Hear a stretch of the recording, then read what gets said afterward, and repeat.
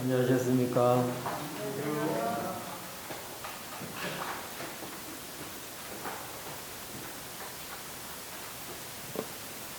이 사무엘하 23장 하나님 말씀 몇 절 보시겠습니다.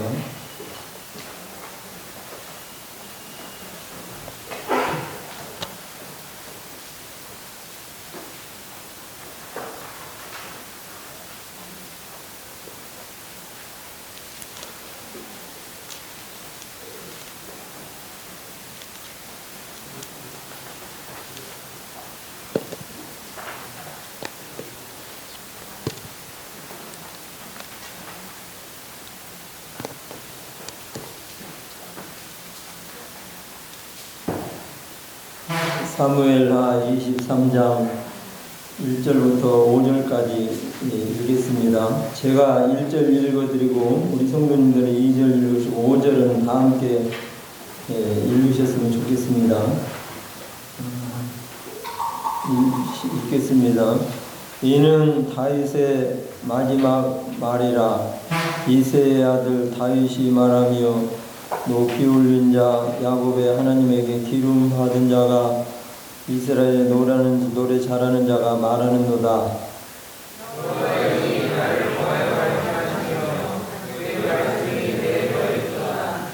이스라엘의 하나님이 말씀하시며 이스라엘이 바위가 내게 이르시기를 공으로 다스리는 자 하나님을 경외함으로 다스리는 자여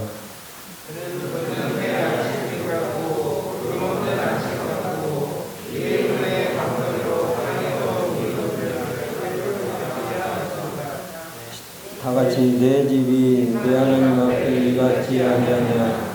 하나님이 너로 영원한 영향을 세우사 만사에 구비하고 경목해 하였으니 나의 모든 무거나 그의 영성을 어찌 이루지 아니하시라. 5절까지 읽어보겠습니다. 세상에는 언약을 하는 것을 많이 보게 됩니다. 예를 들어서 집을 살 때에도 보면 집을 샀다가 약속을 했는데 이렇게 계획을 파기해버리는 경우를 본 적이 있습니다.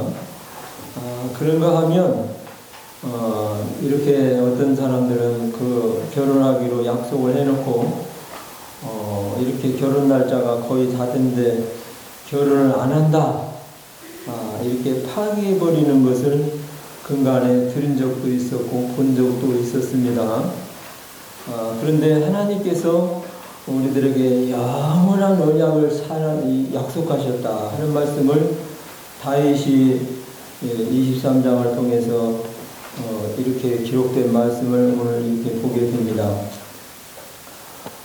사무엘서는 읽어보게 되면 1장에서 쭉 시작해서 2장에 가서는 한나의 노래로 시작하는 것을 보게 됩니다.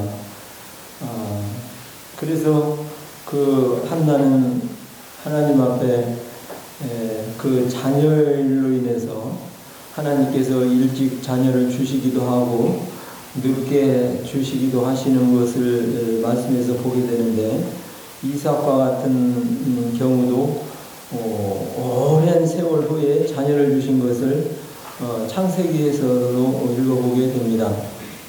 그런데 하나님 앞에 많은 시간을 기도하면서 기다렸는데 2장에 가서 하나님 앞에 찬송하는 것을 보게 됩니다.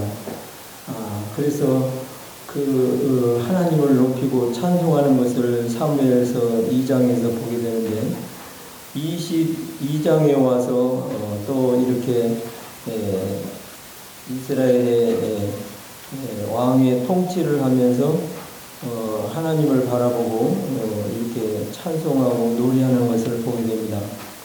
그런데 이 사무엘상 2장에서는 개인이 이렇게 노래를 했잖아요. 자기의 개인의 일로. 그런데 이 22장에 와서는 나라의 일로 외적을 무찌르고 또 많은 복잡한 이해관계 속에서 하나님이 도우시고 은혜를 베푸셨던 것을 이렇게 노래로 노래하면서 우리 하나님의 이름을 높였던 걸 보게 됩니다. 다윗은 사무엘서에 많이 나와 있는데 이스라엘 사람들이 좋아하는 이 사람 중에 다윗을 이렇게 손꼽는다고 합니다. 미국의 대통령을 꼽는다고 하면 그 순위가 바뀌지를 않는데 아브라함 링컨 대통령을 우리의 최고로 존경자로 한다.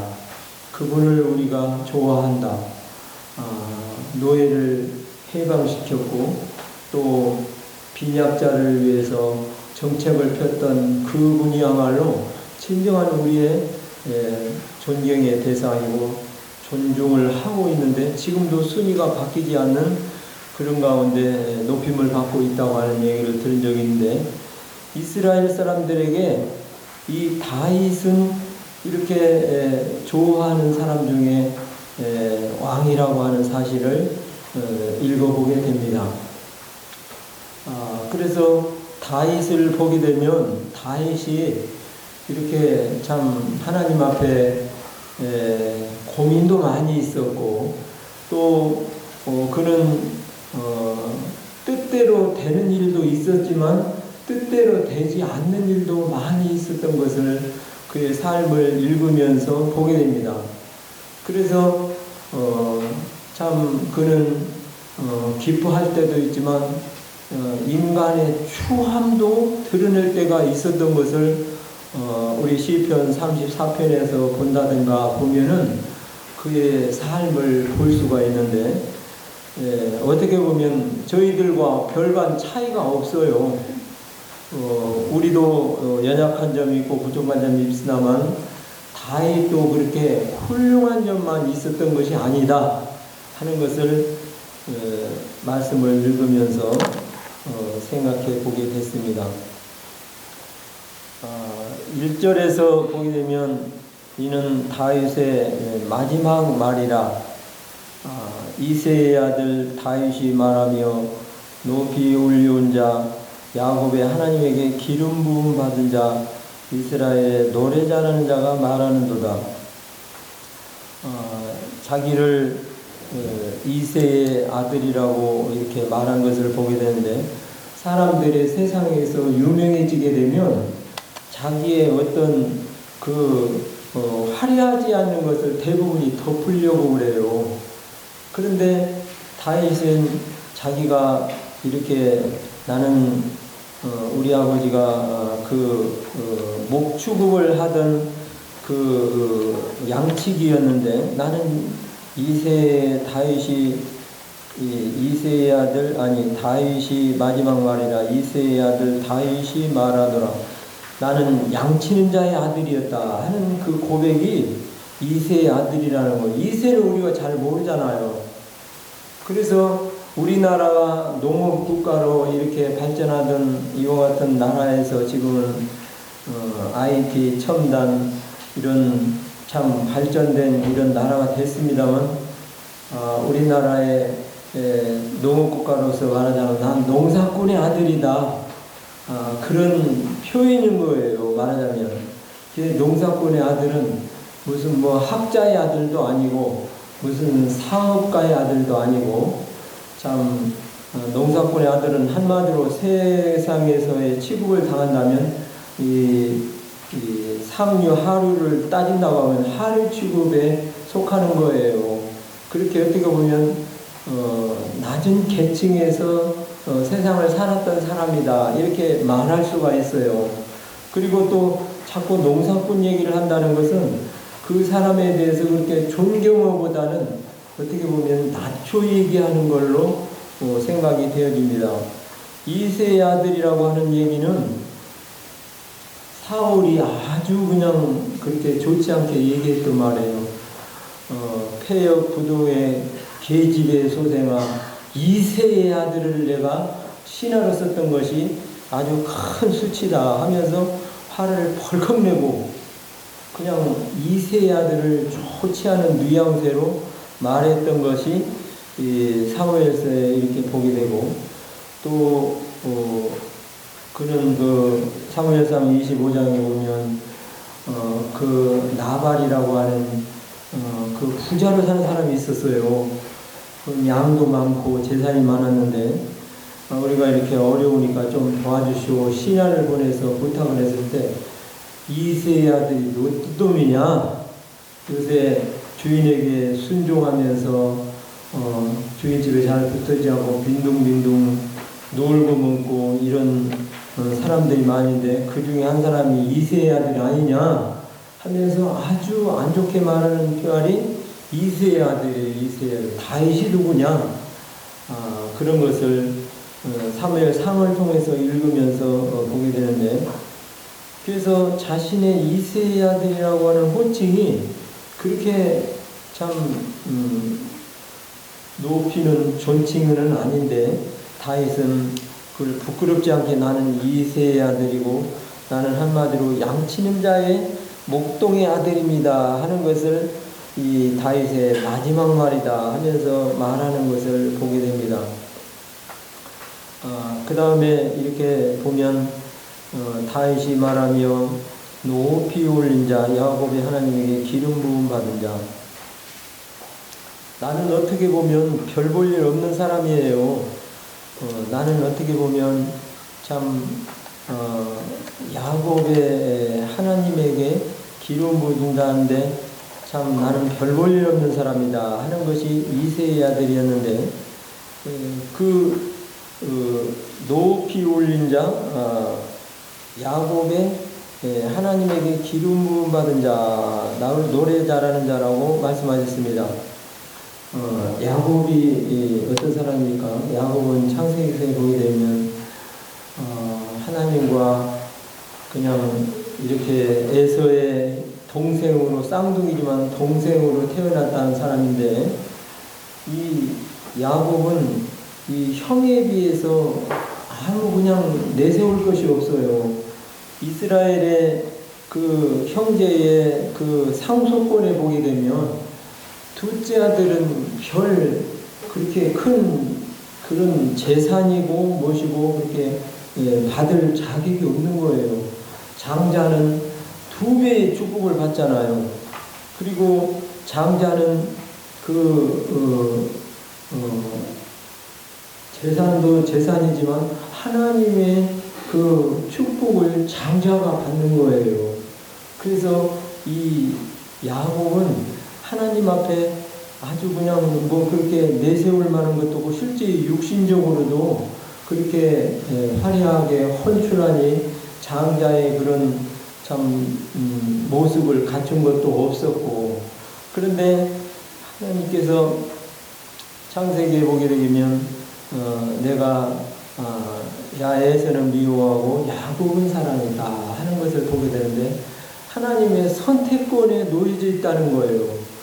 그래서 야곱은 장자의 축복을 받을 사람이 아니었었던 것처럼 이 다윗은 나는 야곱의 하나님의 야곱이 선택을 받았던 것처럼 난 선택받을 사람이 아니었다. 우리 형제들은 8형제가 있었고 또 그 중에 형 엘리압은 육신적으로 나보다 덩치도 크고 힘도 좋고 또 외모도 헌출한 우리 형님들이 3분 있어요. 엘리압, 삼마, 또 둘째 형은 생각이 안 납니다. 근데 8 중에 3은 이름이 이 사무엘서에 보게 되면 나오게 되는데 그런 형보다도 나은 것이 없어요. 제일 막내로 그렇게 하나님 앞에 막내가 하나님 앞에 이렇게 추천이 되는 것은 그렇게 흔치가 않은 거예요. 제일 우선 장자를 계승받을 이 아들의 상속법이 장자잖아요. 장자. 그 장자는 이 본 부인이 아들을 못 낳으면 이렇게 새로 부인을 얻어서 하는 그런 경우도 이 사무엘서에 보게 되면 그렇잖아요. 그래서 이 한나의 남편이 한나 말고 분인나라는 그 부인을 얻은 것을 창세기 아니 이 사무엘상 상에서 보게 되는데, 근데 이 부인이 낳지 않으면 후처가 아내를 낳았을 때 후처가 먼저 태어났다 그러면 장자권이 있는 거예요. 그런데 이스라엘 상속법에 장자권은 재산을 2개로 갖고 거기다 대고 하나님의 그 유업의 상을 이 장자가 받는 거예요. 그런데 이 야곱은 나는 그런 사람이 못 되는 거예요. 야곱의 하나님에게 어떻게 됐습니까? 선택을 받아서 기름 부음 받은 자가 되었다. 우리로 같은 내용일수록 우리가 하나님 앞에 약속의 언약들에 대해서 애인이었고 또 하나님의 어떤 잘하는 무엇이 없었어요. 그러나 청함을 받은 사람은 많되 택함을 입은 사람은 적다 하시는 하나님의 말씀처럼 우리가 그리스도를 믿고 보니 우리가 택함을 받았다는 것을 알 수가 있잖아요. 세상에 착한 사람도 많이 있어요. 선행을 하고 구제하는 사람도 많이 있고 우리가 하나님 앞에 거룩한 행실이 있는 사람이 저보다는 다 낫겠습니다만 하나님이 보실 때는 거기에요. 그런데 나를 야곱을 하나님께 이 다윗을 기름 부었던 것처럼 성령님 통해서 우리 각인을 하나님의 자녀로 인치했다 하는 것은 우리의 소관이 아니라 하나님께서 야곱을 택하셨던 그 선택권이 우리에게도 주어졌다 하는 걸 참 생각할 때 하나님 앞에 우리도 감사할 수 있는 자가 아닌가 생각을 해보게 됩니다.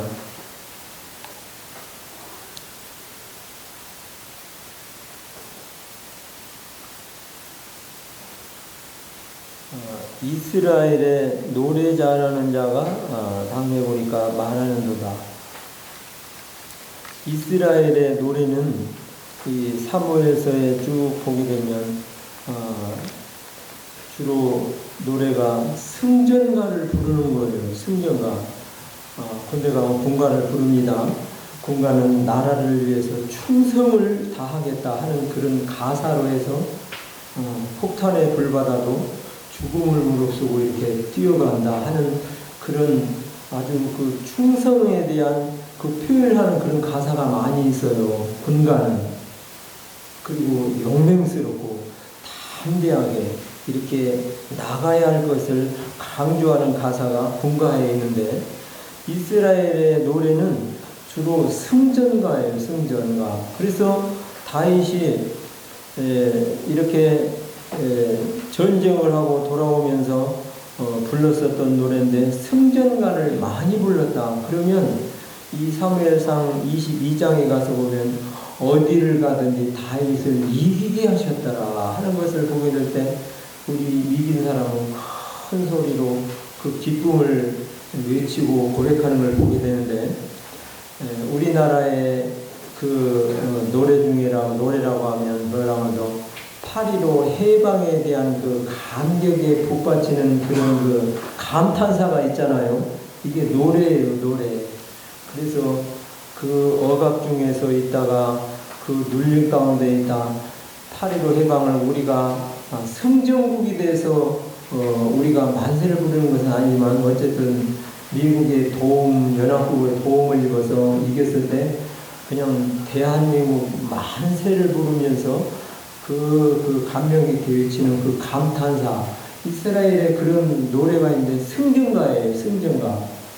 그래서 승전가를 많이 불렀던 사람이 이 다윗이라고 말씀을 하고 있습니다. 그래서 우리도 어떻게 보면 주의 이름을 우리를 구원하신 주의 이름을 노래하면서 매일매일의 삶을 기쁨으로 살아간다는 것이 이 다윗에게 주어졌던 것처럼 우리에게도 주어진 하나님의 특권이다 이런 걸 생각하게 됩니다.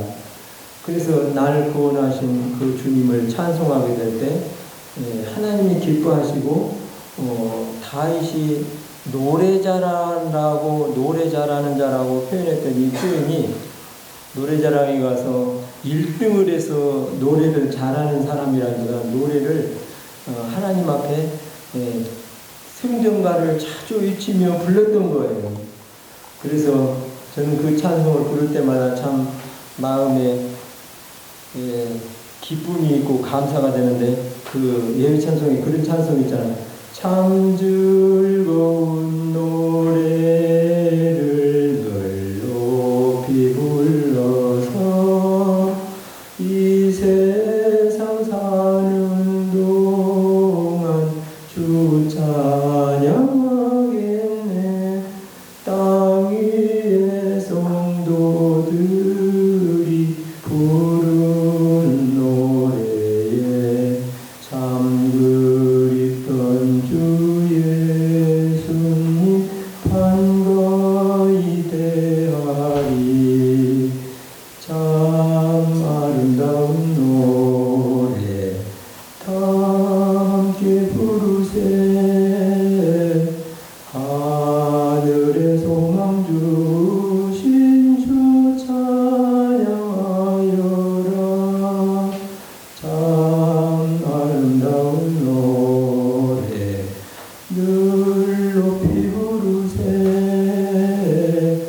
하늘의 소망 주신 주 찬양하여라.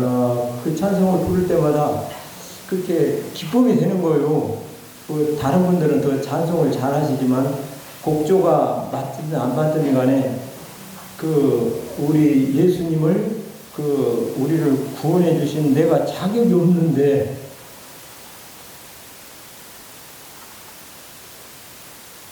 다윗이 그것을 깨달은 거예요.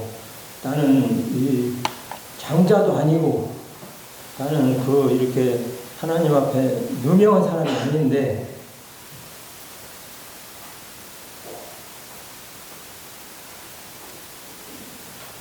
그래서 그런 늘 노래했었고 기뻐했던 것을 보게 됩니다. 그 다음에 2절에 보니까 여호와의 신이 나를 빙자하여 말씀하심이여 그 말씀이 내 혀에 있도다.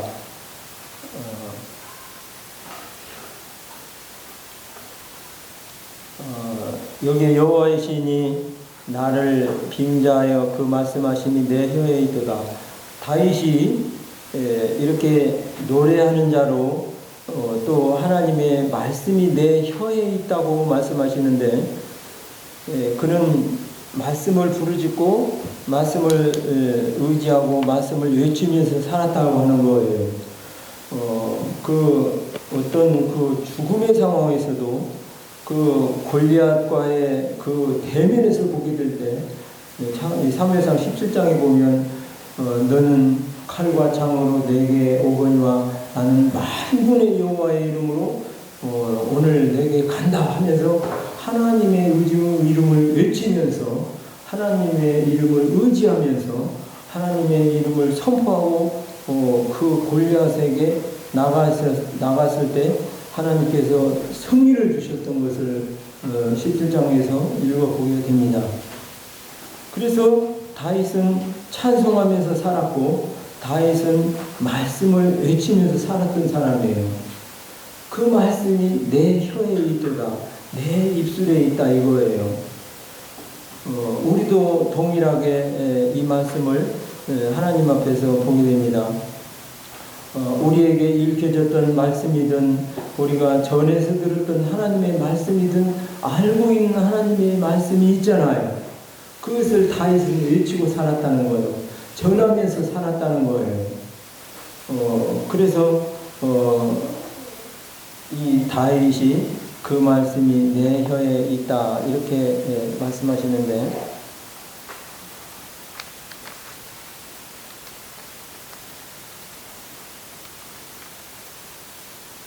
우리에게 하나님께서 사랑과 하나님의 말씀과 은혜를 주시는데 그것을 어떻습니까? 눈으로 보고 귀로 이렇게 받기만 한다고 하면은 어떻게 되겠어요? 자녀들이 하나님 앞에 또 어머니 앞에 어머니가 오늘 맛있는 떡볶이를 해서 줬습니다. 그랬는데 그냥 뭐 꾸역꾸역 먹기만 하고 먹는 것으로 끝난다면 어떻게 되겠어요? 근데 애들이 어떻게 돼요? 좀 커가면 커갈수록 어떻습니까? 이 음식을 먹고 아유 엄마 잘 먹었습니다. 아버지 어저께 사다 주신 통닭 맛있게 잘 먹었습니다. 이렇게 감사를 표현하게 되면 부모가 어떻게 됐습니까? 얘가 좀 철이 들었고 좀 컸구나 이렇게 기뻐하게 되잖아요. 그래서 하나님의 사랑과 하나님의 은혜를 우리가 듣고 보기만 하는 것으로 끝난다면 하나님께서 아직도 너는 어리다 이렇게 생각하는 거예요. 그런데 아이들이 좀 크고 그랬을 때 엄마 감사합니다. 아빠 어제 갖다 주신 통닭 잘 먹고 감사합니다. 지난번에보다도 더 맛있게 잘 먹었습니다 하면서 부모의 마음을 조금씩 알아주는 것. 그것이 이 부모가 봤을 때 참 컸구나, 성숙했구나, 기뻐하는 일이잖아요. 우리 하나님께서 우리들에게 하나님께서 부어주시는 것만으로 우리가 받기만 한다고 하는 것으로 끝난다면 아직도 너는 좀 어리구나 그렇게 봐지는 수밖에 없습니다. 그런데 하나님 말씀을 우리가 듣든지 또 하나님께서 받은 것을 감사하면서 하나님 감사합니다 말로 표현하고 하나님 앞에 되돌려 영광을 돌려드릴 때 얘가 키는 작아서 어린 줄 알았는데 속이 꽉 찼구만 기뻐하시는 거예요. 그래서 우리 성도의 삶이 이 다윗이 그 말씀이 내 혀에 있도다 하는 것으로 그는 외치고 살았던 것처럼 우리가 아는 것으로가 아니라 우리에게 들려주신 것을 받은 은혜로 기뻐하는 것만이 아니라 받은 것을 하나님께 돌리고 또 다음에 어떻습니까? 이웃에게 또 전해주고 나누는 데까지 갈 때 얘가 참 컸구만. 그냥 말로만 감사가 아니라 하나님 앞에 이웃에게 물질도 나누면서 음식도 나눌 때 그렇게 하나님이 보실 때 얼마나 뿌듯해 하시겠어요. 다윗이 그 말씀이 내 혀에 있도다 하면서 다윗은 하나님 말씀을 외치고 살았다는 거예요. 우리 성도님들 안산동국교회 우리 성도님들 다 그렇게 살고 계시지요?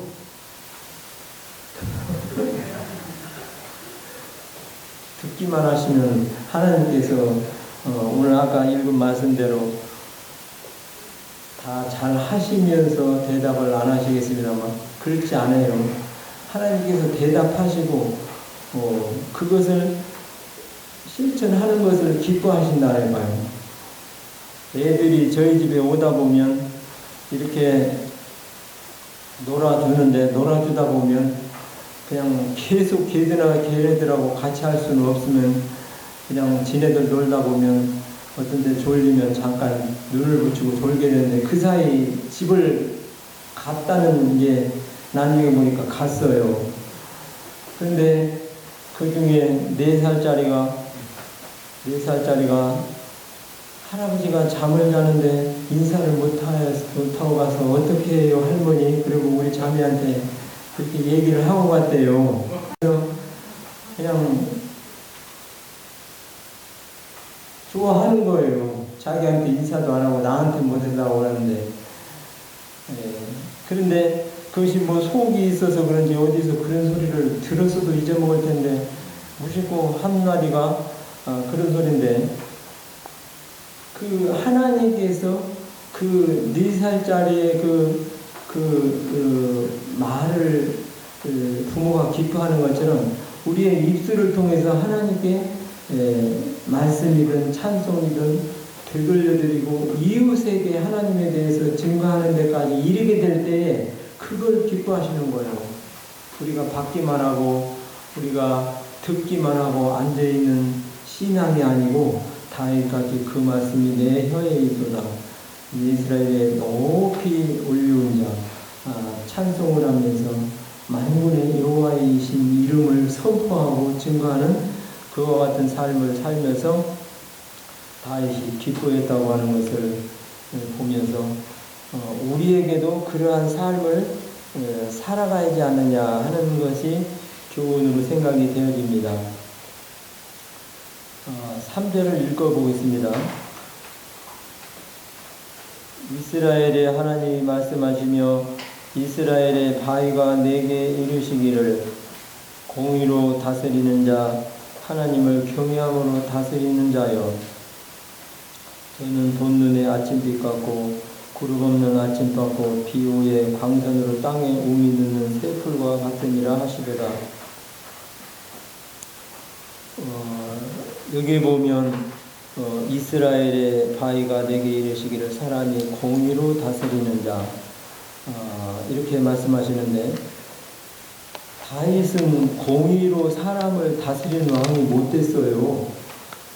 다윗을 좋아했던 이스라엘 백성들은 다윗이 좀 공의로 다스렸다 하는 것으로 말할지 몰라도 다윗이 공의로 사람을 다스리지 못했고 또 여호와를 하나님을 경외함으로 다스리는 자여 말씀하시는데 3절 4절은 이렇게 다윗이 아니고 다윗은 하나님 앞에 이렇게 참 말 꺼내기 부끄러운 죄가 있어요. 그래서 그는 살인죄도 했는가 하면 그냥 밧세바의 그렇게 그런 관계를 통해서 자기 자녀들이 죄를 지었을 때 교통정리를 못하는 거예요. 그냥 말을 못해요. 양심이 그냥 그렇잖아. 그러니까 말을 못하고 압살롬에게 어떻게 합니까? 너는 내 아들을 내 얼굴을 보지 말아라 하면서 이렇게 그 한마디로 더 이상 얘기를 못해요. 내 얼굴을 보지 말아라. 그 말은 어떻게 보면 너는 내 자식이 아니야. 자식이지만 어떻게나 속이 상하고 성질이 나는 게 내 자식이 아니야. 자식이 아니면 뭐 안 보면 되지. 그러나 어떻습니까?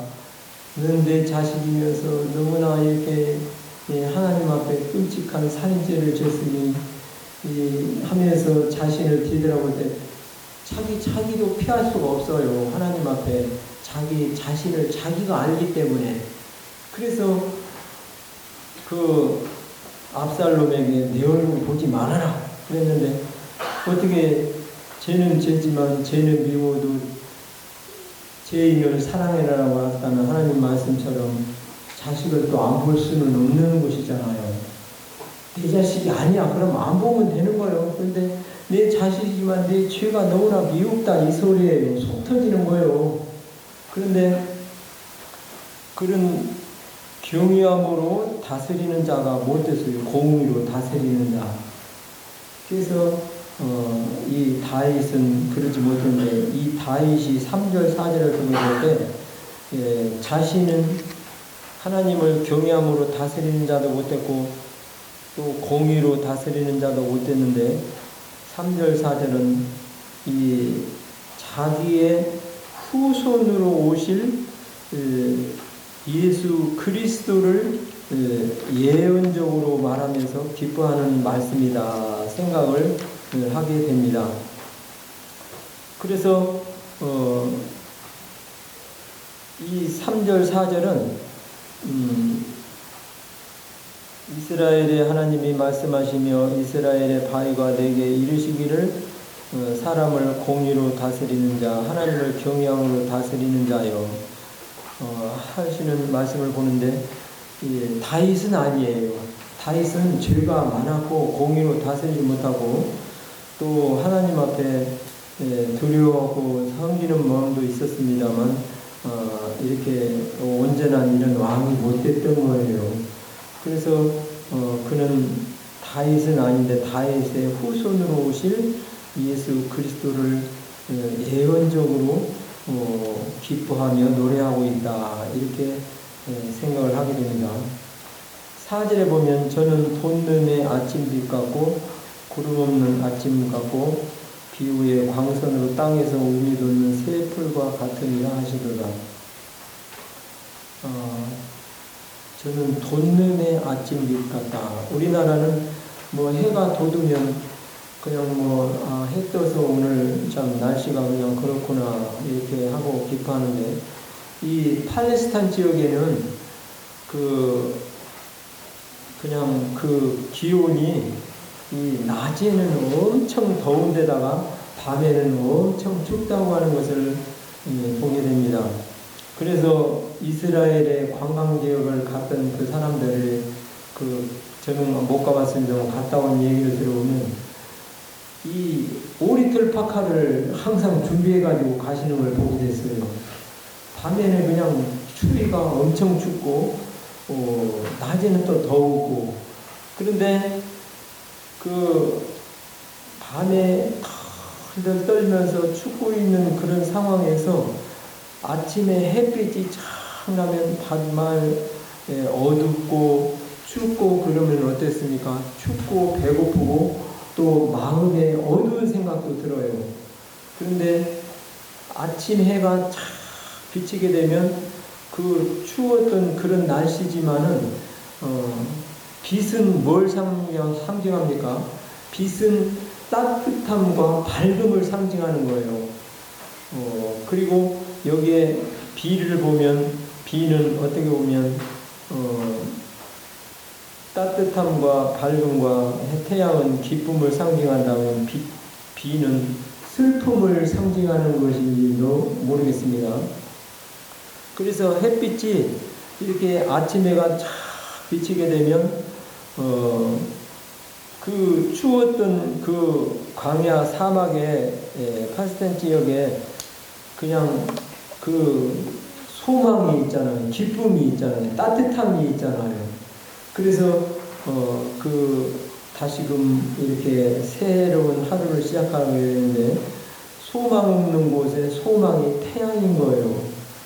그래서 돋는 아침빛이라고 하는 것은 그들에게 생명을 말씀하시는 것이고 또 소망을 말씀하시고 또 그들에게 햇빛이 나게 되면 우리가 사는 이 지역에도 날씨가 좋으면 기쁨이 있잖아요. 오늘 날씨 좋다. 그런 것을 보게 되고, 또 구름 없는 아침빛 같아. 아침이면서도 겨울 날씨에 구름이 끼면 따뜻하지가 않아요. 온도가 안 올라가는데 겨울 날씨지만 햇빛이 쫙 비치면서 바람이 안 불고 그러면 따뜻하잖아요. 그래서 기쁨을 말씀하는 것을 생각해 보게 됩니다. 다음에 보면 비후의 광선으로 땅에서 우미 돋는 새 풀과 같으니라 하시도다. 비는 이렇게 비 오면 날씨가 그냥 꼰질꼰질하니 싫잖아요. 근데 광야에는 비가 오면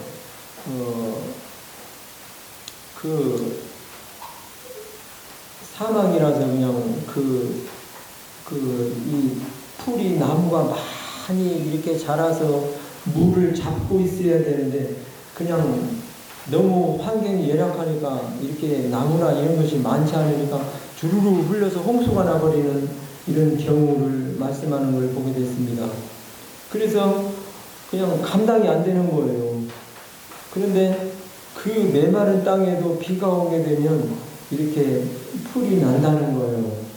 그래서 비 내린 후에 돋는 새 풀과 같으리라. 소망을 말씀하시는 거예요. 희망을 말씀하시는 거예요. 그래서 새 풀과 같다고 말씀하시고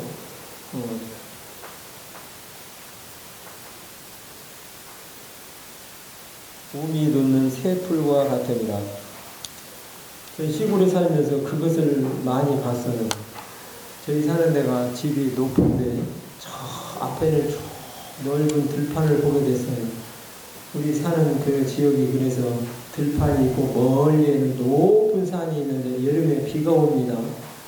비가 오면 비가요 팍 소낙비가 올 때 그냥 비가 오는 것으로 이렇게 되는데 바람이 불면 어떻게 되냐면 이렇게 바람이 부는 쪽으로 물줄기가 빗줄기가 생겨요. 그러면서 이렇게 비가 세차게 오는데 그것을 어렸을 때부터 보고 그러는데 그러면 그 가운데서 비가 오다가 어느 순간 이렇게 햇빛이 그냥 소낙비가 그렇게 세차게 오다가도 햇빛이 착 비치는데 그게 광선이라고 말씀하시는 거예요.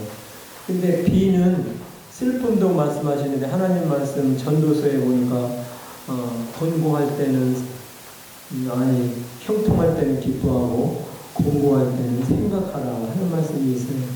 다윗이 공고할 때도 많이 있어요. 슬픈 일이 많이 있었어요.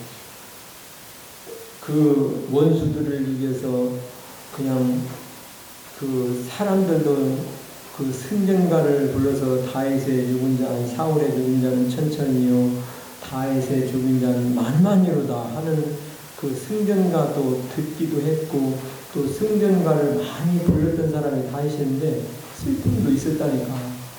그래서 항상 그 해만 있는 것이 아니고 이 비도 있었던 거예요. 그래서 권고한다는 생각하라. 내가 왜 이런가.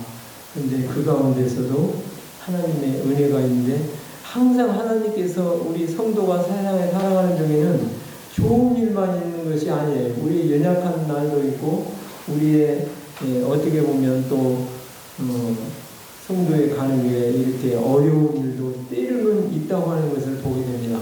그래서 해 뒤에 비 그런 것을 생각을 해보게 되는데 비가 내리는 동시에 그 햇빛이 그 소나기 구름 사이로 빛이 착 비칠 때 그때 비칠 때 그 빛을 통해서 식물에게는 이 에너지가 발생돼서 식물이 넘실넘실하면서 잘 자란다고 하는 것을 이렇게 어렸을 때부터 들었고 그것을 보아왔습니다.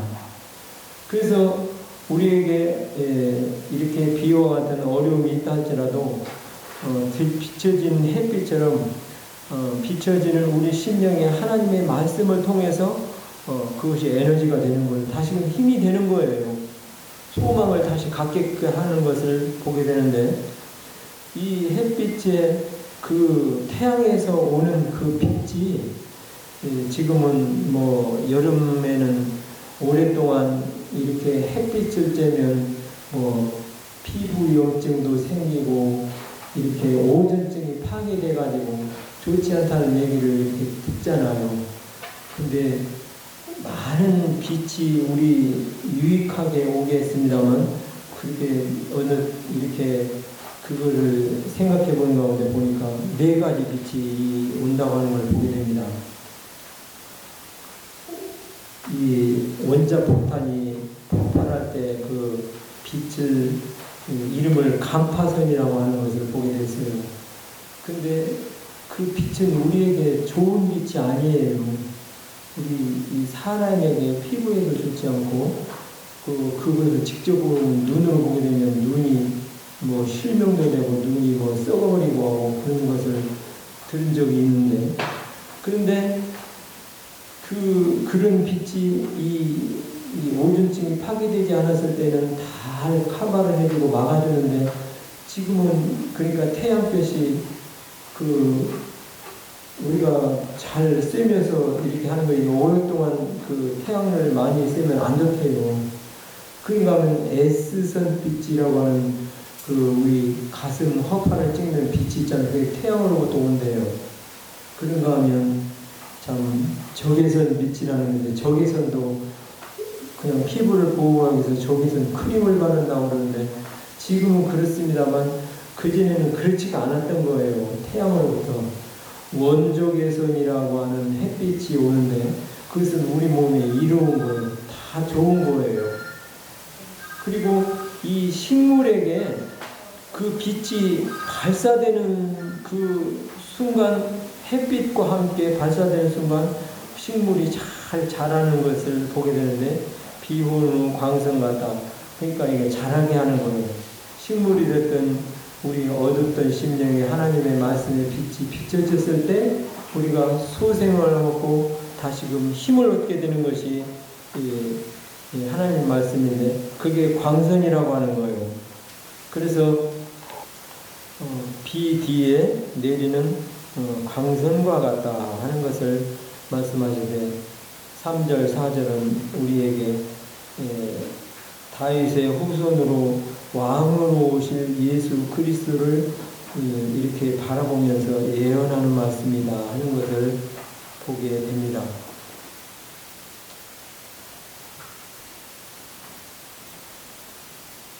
5절을 보겠습니다.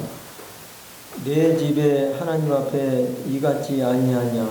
하나님이 나더불어 영원한 언약을 세우사 만사에 구비하고 경국케 하셨으니 나의 모든 구원과 모든 소원을 어찌 이루지 아니하시랴.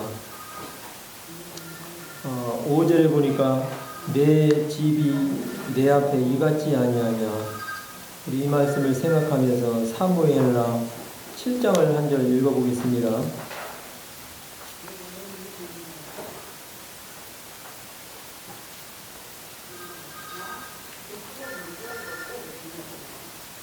사무엘라 7장 5절부터 7절까지 읽어보겠습니다.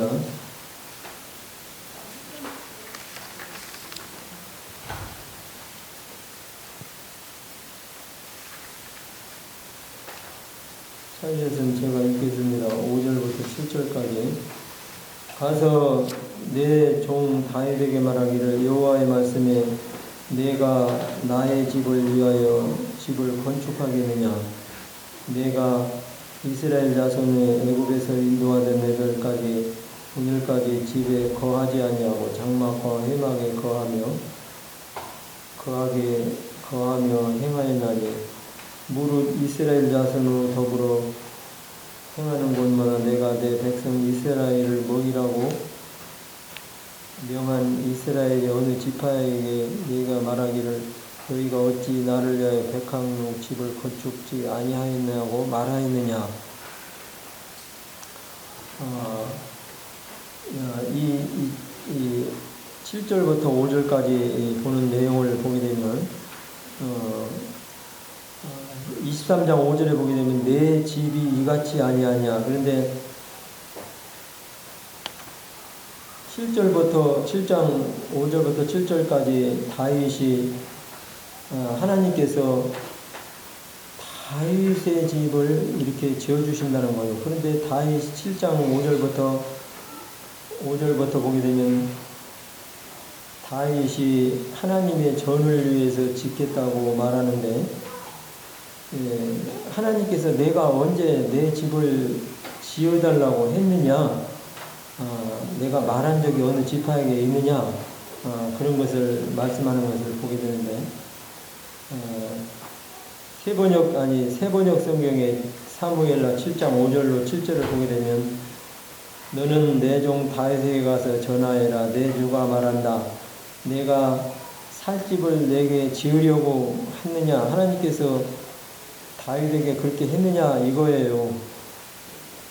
그 다음에 6절을 보니까, 그러나 나는 이스라엘 자손을 이집트에서 데리고 올라온 날로부터 오늘에 이르기까지 어떤 집에서도 살지 않고 오직 장막이나 성막에 있으면서 옮겨 다니며 지냈다. 7절에 보니까 내가 이스라엘 온 자손과 함께 옮겨 다니는 모든 곳에서 내가 나의 백성 이스라엘을 돌보라고 명한 이스라엘 그 어느 지파에게도 나에게 백향목 집을 지어주지 않는 것을 두고 말한 적이 있느냐. 하나님께서 다윗에게 말하는 거예요. 내가 지으라고 한 적이 있느냐. 나단 선지자를 통해서 우리 7장 11절부터 좀 더 보겠습니다. 사무엘라 7장 11절. 이전에 내가 나의 백성 이스라엘에게 사사들을 세워준 때와는 달리 내가 너를 모든 원수로부터 보호하여서 평안히 살게 하겠다. 그뿐 아니라 내 주가 너의 집안을 왕조로 만들겠다는 것을 이제 내 주가 너에게 선언한다. 나단 선지자를 통해서 말씀하십니다. 12절에 보니까 너의 생애가 다하여서 내가 너의 조상들과 함께 묻히면 내가 내 몸에서 나올 자식 후계자로 세워서 그의 나라를 든든히 하겠다. 바로 그가 나의 이름을 드러내고 집을 지을 것이며 나는 그의 나라의 왕위를 영원토록 튼튼하게 하여 주겠다. 하나님께서 이 다윗에게 내 집을 23장에 말씀하셨는데, 다윗은 7장에 보니까 하나님의 집을 생각했는데 내가 언제 집 지으라고 말했느냐 하면서 내가 내 집을 내 집이 아니고 내 위에서 세울 왕을 영원히 이렇게 이을 자가 끊치지 않도록 너희 가문에 내가 해주겠다 하는 것이 이게 내 집이라는 거예요. 그래서 5절에 다시 읽으면 내 집이 하나님 앞에 이와 같이 아니하냐.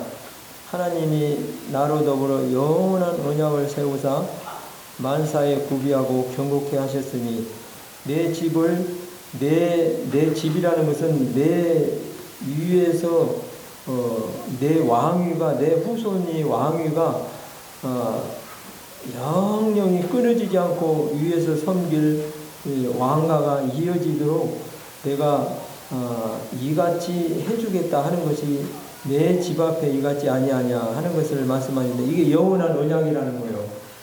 하나님 앞에. 그래서 의인의 자손은 자자 손손에게 미친다고 하나님께서 다윗에게 영원한 언약을 말씀하셨는데 내 위에서 끊어지지 않을 후손을 말씀하시는 거예요. 이 왕위가 그게 얼마나 하나님의 큰 축복입니까? 세상의 언약이라는 것은 그렇게 영원하지가 않아요. 아까 얘기도 했습니다만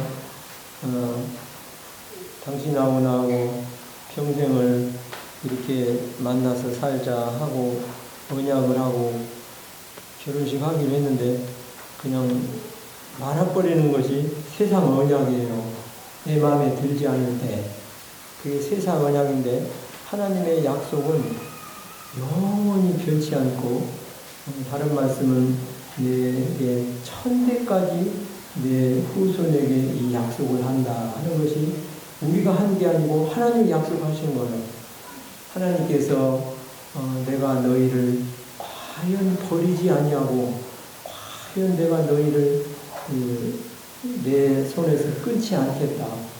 내 손에서 아무도 빼앗을 자가 없는 것이다 하면서 다윗에게 언약했었던 그 하나님은 오늘날 우리들에게도 말씀하시는 것을 보게 됩니다. 그래서 그 영원한 언약을 보게 되는데 영원한 언약을 보면서 두 가지를 생각해 보게 되는 거예요.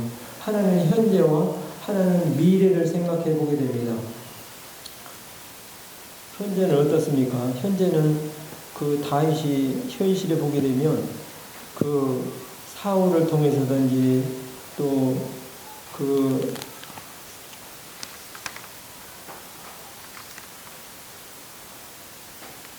그 다윗을 대적했던 세바를 통해서든지 또 압살롬을 통해서든지 자기의 그 어려운 곤경을 이렇게 보게 되는데 그 자기 속에서 난 아들을 통해서 자기 생명을 잃을 뻔했잖아요. 그런가 하면 세바라고 하는 그 베냐민 지파 비그리의 아들 세바라고 하는 그 자를 통해서 자기가 이렇게 어려움을 당했었잖아요. 그런 가운데서도 하나님께서 현실을 지켜주셨다고 하는 것을 보게 되는 거예요. 그런가 하면 사울을 통해서 그 고비가 많았잖아요, 다윗이. 그래서 사무엘상 23장이니까 거기에도 보면 사울이 다윗을 매일 찾았다고 말씀하셔요. 다른 말씀에 보면 3,000명을 거느리고 부하 3,000명을 거느리고 다윗을 찾으러 돌아다니는 거예요. 근데 하나님께서 다윗을 보호해 주셨다니까요. 내가 너와의 세운 언약을 통해서 영원히 내가 지키겠다 하는 그 약속을 다윗에게 주면서 그를 지켜주셨어요. 이게 현실이에요, 현실. 우리가 오늘날 이렇게 주님을 믿고 살면서 오늘날 생명을 부지하고 이렇게 참 이렇게 이 땅에 산다는 것도 이것도 하나님의 큰 축복이고, 또 그 다음에 뒤에 보게 되면 하나님께서 만사에 구비하고 견고케 하셨으니 나의 모든 구원과 나의 모든 소원을 어찌 이루지 아니하시랴. 미래에는 우리의 구원과 우리의 소원을 이루어 주신다고 하는 거예요. 여러분, 소원이 뭐 있습니까? 주님 안에서 큰 소원을 가지세요. 주님 안에 큰 비전을 가지셔야 돼요. 그래서 우리의 소원을 주님이 미래에 이루신다고 하는 거예요. 현실에 그 죽을 뻔한 고비들 가운데서도 내 언약을 지키기 위해서 내 태가 끊어지지 않기 위해서 지키셨던 그 하나님이 우리의 영원한 언약을 지키시는데, 세상 언약이 아니고 하나님의 영원한 언약을 우리가 바라보고 할 때 기뻐할 수 있는 거예요. 현실 것으로는 낙심이 될 수도 있지만 하나님이 나의 모든 소원과 나의 구원을 다 영원히 이루실 것을 생각할 때 환경이 이럴지라도 기뻐할 수 있는 거예요.